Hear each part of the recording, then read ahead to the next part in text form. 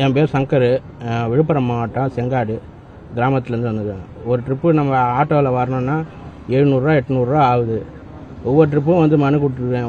வண்டி இருந்திருந்தால் நான் இதுக்கெல்லாம் அலைய வேண்டியதில்லை. பத்தாவது நான் ரொம்ப நாளாக ஊரில் இல்லாதனால என் குடும்பத்தில் உள்ளவங்களே என் சொத்தெல்லாம் ஏமாற்றி வாங்கிட்டுக்கிறாங்க. இப்போ எனக்கு ஒன்றுமே இல்லை, எங்கேயும் போய் அலையிறதுக்கு எதுக்குமே வண்டி இல்லை. நான் யார்கிட்ட போய் சொல்கிறதுன்னு தெரியல. இப்போ இங்கே வந்து மனு 4-5 தாட்டி கொடுத்தேன். இவங்களும் ஒரு நடவடிக்கை எடுக்க மாட்டேன்றாங்க.